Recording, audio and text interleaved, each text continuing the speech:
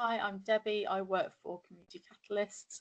We are a social enterprise. We work across the UK, and we believe that communities and people within communities have real assets, real strengths, and a best place to design local services. We'd like to share some learning today about our big conversation process. We know that housing providers want to engage really, really meaningfully with residents, with local people, to hear from quieter voices. Big conversation is all about having really quality conversations with local people about what matters to them, to help them live their best lives.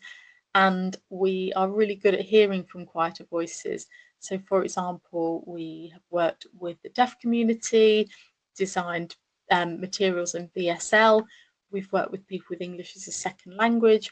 We've worked with young people with SEND, young people with autism, with older people, and with people with profound and multiple learning disabilities. And we always look for really, really creative ways to engage, and we would like to share some learning. There are 5 really, really key points that we'd like to share as part that are part of our process.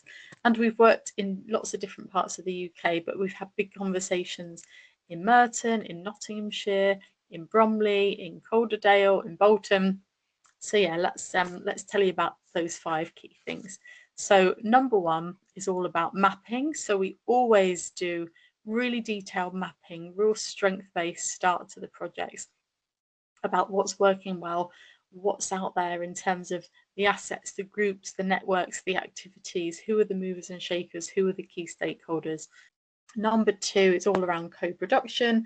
So that saying nothing about me without me, that's really, really key. We get our reference group going from the get-go and throughout, making sure that we're really, really engaging with key stakeholders to shape that process, to come up with the questions, to identify the challenges.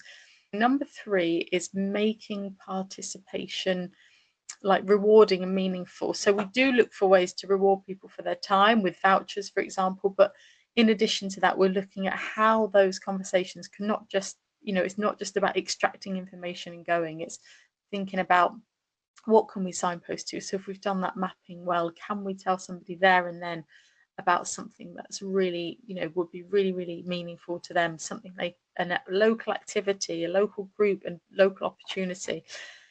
Number 4 is about adaptability. So making sure that our processes are adaptable depending on the audience, that we're not expecting, people to come to us, that we can go to them, that we can make that, as straightforward as possible, to go where people are. And I think the final thing is turning that engagement into action, the insights into action. So we're really conscious of kind of over consultation. We want to make sure that people really, really see the impact of their engagement, and that does shape services. And also, are there ongoing opportunities for people to be involved? So in Nottinghamshire, for example, we worked with the Our Voice co-production group, who engaged with people who took part in the big conversation on an ongoing basis. So with all of those different ways are kind of how we make sure we hear from quieter voices as part of those projects. So thanks for listening, and do get in touch if there's anything else you would like to know. Thank you.